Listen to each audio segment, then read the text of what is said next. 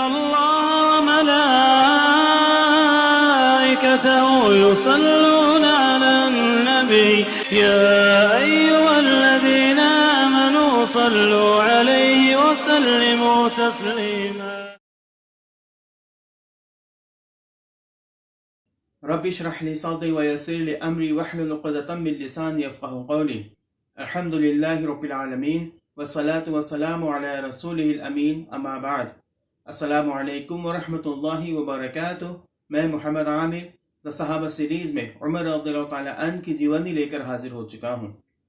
پچھلے ایپیسوڈ میں ہم یہ پڑھ چکے ہیں کہ عمر رضی اللہ تعالیٰ عنہ کے دور خلافت میں دار القضاء اور ججوں کی بہت زیادہ ضرورت محسوس ہوئی تھی، جس کی وجہ سے عمر رضی اللہ تعالیٰ عنہ نے ان کے لیے گائیڈ لائنز تیار کیے تھے، اور انہی گائیڈ لائنز کے مطابق ان کو چنا جاتا، ان کو نیوکت کیا جاتا اور ان کو اس پوسٹ پہ رکھا جاتا تھا. اور ہم نے اس ایپیسوڈ میں یہ بھی پڑھا تھا کہ کن کن باتوں کے آدھار پر ججوں کو نیوکت کیا جاتا تھا، مگر اس وقت ہم یہ بات نہیں پڑھ پائے تھے کہ کن باتوں پر آدھارت ہوتے ہوئے وہ لوگ فیصلہ سنائیں گے. اس بات کو انشاءاللہ تعالیٰ اس ایپیسوڈ میں ہم کور کریں گے. تو آئیے شروع کرتے ہیں آج کا ایپیسوڈ. نبی کریم صلی اللہ علیہ وسلم کے دور میں 3 اہم ذرائع ہوا کرتے تھے. ایک ذریعہ تھا قرآن، دوسرا ذریعہ تھا سنت، اور تیسرا ذریعہ تھا اجتہاد. اس سے یہ بات سمجھ میں آتی ہے کہ جب نبی کریم صلی اللہ علیہ وسلم صحابہ کرام کے درمیان موجود تھے، اس وقت اللہ کے رسول علیہ الصلوۃ والسلام کے اوپر جو قرآن نازل ہوا تھا، وہ قرآن اور آپ کی جو سنت تھی، یہ 2 اہم ذرائع موجود تھے. اور اس کے ساتھ ساتھ اس وقت جو باتیں قرآن اور سنت میں نہیں پائی جاتی تھیں، تو اس سے ریلیٹڈ باتوں کے لیے جب فیصلہ کرنا ہوتا تھا تو وہاں اجتہاد کیا جاتا تھا. یہ وہ 3 ذرائع ہیں جو نبی کریم صلی اللہ علیہ وسلم کے دور میں موجود تھیں. مگر بعد میں جب خلفائے راشدین المہدیین کا وقت آیا، اس وقت کچھ اور ذرائع ایجاد کیے گئے اور کچھ اور طریقے اختیار کیے گئے تاکہ حالات اور موقع کی مناسبت سے فیصلے صحیح طریقے سے لیے جائیں. خلفائے راشدین کے دور خلافت میں ایک نیا طریقہ بھی ایجاد ہوا تھا، جو مثالی قانون کا طریقہ تھا. یعنی کہ وہ طریقہ تھا جس میں پرانے جو ججوں نے فیصلے لیے تھے، جو بھی فیصلے اختیار کیے گئے تھے، تو انہی فیصلوں کو بعد کے دور میں اختیار کرنا اور انہیں اپنانا. مگر یہ جو مثالی قانون ہے، اس کی تعداد بہت کم تھی، اور اس قانون کے لیے جو ثبوت ہمارے پاس موجود ہے وہ یہ ہے. عمر رضی اللہ تعالیٰ عنہ نے قاضی شریح کو لکھ کر کے بھیجا کہ جو اللہ کی کتاب میں ہے اس کے حساب سے فیصلہ کیا کرو. اگر تمہیں اللہ کی کتاب میں وہ بات نہ ملے جسے تم تلاش کر رہے ہو، تو جو نبی کریم صلی اللہ علیہ وسلم کا ججمنٹ ہے، جو ان کا فیصلہ ہے، اس کے مطابق فیصلہ لیا کرو. اور اگر تمہیں وہ بات نبی کریم صلی اللہ علیہ وسلم کے ججمنٹ میں بھی نہ ملے، تو پھر تم ہدایت یافتہ اماموں کے فیصلوں پر منحصر ہوتے ہوئے فیصلہ سناؤ. اور اگر تمہیں ان کے باتوں میں بھی، ان کے فیصلوں میں بھی اس بات کا جواب نہ ملے، تو جو اہل علم ہیں اور نیک لوگ ہیں ان سے مشورہ کرو اور اس کا فیصلہ سناؤ. ایک بار عمر رضی اللہ تعالیٰ عنہ ممبر پہ کھڑے تھے اور آپ بیان کر رہے تھے. آپ نے فرمایا، اے لوگو، نبی کریم صلی اللہ علیہ وسلم کے بارے میں اگر کہا جائے تو آپ کی ہر رائے صحیح ہوا کرتی تھی، کیونکہ اللہ تعالیٰ نے آپ کو ہدایت دیا تھا. مگر ہمارا معاملہ دیکھا جائے تو جو ہماری رائے ہے وہ قیاس ہوگی. اس کے بعد مزید عمر رضی اللہ تعالیٰ عنہ نے فرمایا، یہ عمر کی رائے ہے، اگر یہ صحیح ہے تو یہ اللہ کی طرف سے ہے، اور اگر یہ غلط ہے تو یہ عمر کی طرف سے ہے. تو ان 2 حدیثوں پر نظر ڈالنے سے ہمیں یہ بات سمجھ میں آتی ہے کہ ان دونوں حدیثوں کے مطابق فیصلہ سنانے کے لیے 4 ذریعہ موجود ہیں.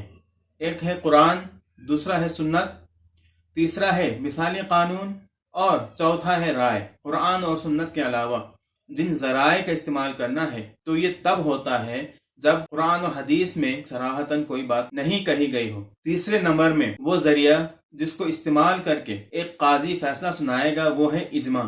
عمر رضی اللہ تعالیٰ عنہ کے دور خلافت میں جب قرآن و سنت میں کوئی بات نظر نہیں آتی، جب کسی بات کا فیصلہ تلاش کرنے پر قرآن و سنت سے ہدایت نہیں ملتی، تو اس وقت صحابہ کرام اور جو علماء کرام ہیں ان سے مشورہ کرتے ہوئے بات کے تہ تک پہنچ کر کے اس کا فیصلہ سنایا جاتا تھا۔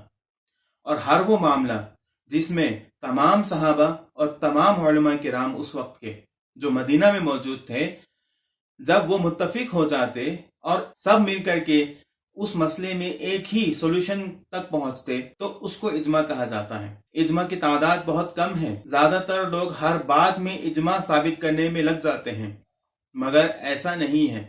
جو اجماع کی تعداد ہے وہ بہت کم ہے۔ اجماع کو تیسرے نمبر میں رکھا گیا ہے، یعنی کہ جب قرآن اور سنت میں کوئی بات نظر نہ آئے تو پھر اجماع میں تلاش کیا جائے گا۔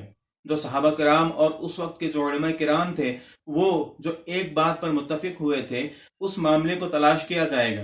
اگر وہاں مل جائے تو فبہا اسے اپنا لیا جائے گا، اور اگر وہاں بھی نہ ملے تو پھر کیا کیا جائے۔ اس کے بعد نمبر آتا ہے مثال قانون کا، جسے ہم پہلے پڑھ چکے ہیں۔ یہ جو ایجاد ہوا تھا وہ عمر رضی اللہ تعالیٰ عنہ کے دور خلافت میں ہوا تھا، اور جو فیصلے سنائے گئے تھے وہ بڑے بڑے علماء تھے، بڑے بڑے صحابہ کرام تھے اور بڑے نیک لوگ تھے۔ ان لوگوں نے اپنے دور میں جو فیصلے سنائے ان فیصلوں پر عمل کرنے کی ہدایت عمر رضی اللہ تعالیٰ عنہ نے دی۔ اگر یہاں بھی وہ بات نہ ملے جس کی تلاش ہمیں ہے، تب اس کے بعد اگلا نمبر آتا ہے قیاس کا۔ اگر بڑے بڑے علماء نے جو فیصلے سنائے ہیں، ہمیں جس بات کی تلاش ہے وہ بات وہاں نہ ملے، یا جو مسئلہ درپیش ہے اس کا جواب ہمیں وہاں نہ ملے، تو پھر چاہیے کہ ہم قیاس کا استعمال کریں۔ قیاس کا استعمال کرنے کا مطلب یہ ہے کہ اپنی رائے سے وہاں فیصلہ لیں اور کوشش کریں کہ اس معاملے سے ملتی جلتی بات، ہو تو نہیں مگر ملتی جلتی بات اگر کہیں بھی مل جائے اور اس میں جو فیصلہ سنایا گیا ہے تو اسی کے آدھار پر اس پر بھی فیصلہ سنایا جائے۔ عمر رضی اللہ تعالیٰ عنہ نے اس کے تعلق سے فرمایا تھا کہ قیاس جب کیا جائے تو کوشش یہ ہونی چاہیے کہ ایسے فیصلے کیے جائیں اور ایسے فیصلوں کو اختیار کیا جائے جس سے اللہ خوش ہو اور جو فیصلہ اللہ کو پسند ہونے کی گنجائش زیادہ ہو۔ تو ایسے فیصلوں کو اپنانا ضروری ہے جب قیاس کیا جائے۔ اس کے بعد پانچواں ذریعہ ہے رائے، یعنی کہ اگر ملتے جلتے ہوئے ایسے کیسز بھی موجود نہیں ہیں جس کے ذریعے سے اس کے قریب تر کے ساتھ اس کا فیصلہ کر دیا جائے تو ایسی صورت میں رائے کو اختیار کیا جائے گا، اور یہ سب سے آخری مرحلہ ہے، آخری ذریعہ ہے۔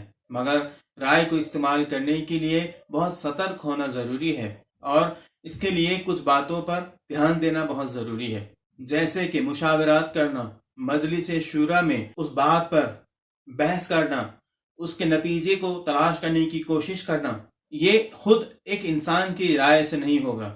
جب رائے اختیار کرنا ہو تو بڑے بڑے علماء جو مجلس شورا میں موجود نہیں ہیں، ایسے علماء کے ساتھ مشاورات کرنا، ان کے مشورے لینا اور مجلس شورا میں ان مشاورات کو داخل کر کر اس پر بحث کرنا اور اس کے بعد ایک نتیجے پر پہنچنا، یہ رائے ہے۔ اگر کوئی انسان اپنی طرف سے فیصلہ کرنا چاہے اور تنہا کوئی فیصلہ کرنا چاہے تو اس کی اجازت نہیں ہے۔ جب رائے کی بات آتی ہے تو یہاں سب سے زیادہ سترک ہونے کی بات ہے، اور یہیں آ کر کے لگام کسنے کی ضرورت ہے۔ اور لگام کسنے کے لیے ضرورت اس بات کی ہے کہ جو بڑے بڑے علماء ہیں ان سے مشورہ کیا جائے، اور جس بات پر مشورہ ہوا ہے اسے مجلس شورا میں ڈسکس کیا جائے، اور اس کے بعد ایک نتیجے پر پہنچ کر کے فیصلہ سنایا جائے۔ عمر رضی اللہ تعالیٰ عنہ کے بارے میں کہا جاتا ہے کہ عمر رضی اللہ تعالیٰ عنہ کے سامنے میں کوئی بات اگر پیش کی جاتی، کوئی مسئلہ پیش کیا جاتا، تو آپ اسی کے متعلق سوچتے ہوئے ایک مہینہ گزار دیتے اور صحابہ کرام کے ساتھ اس بارے میں مشورہ کرتے، تب جا کر کے آپ اس کا فیصلہ سناتے تھے۔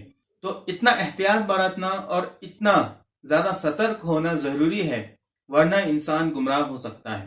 آج کے لیے اتنا ہی۔ اللہ رب العزت سے دعا ہے کہ اللہ تعالی ہمیں دین کی صحیح سمجھ عطا فرمائے اور اس کے مطابق اپنی زندگی گزارنے کی توفیق عطا فرمائے، آمین۔ وآخر دعوانا ان الحمد للہ رب العالمین۔ السلام علیکم ورحمۃ اللہ وبرکاتہ۔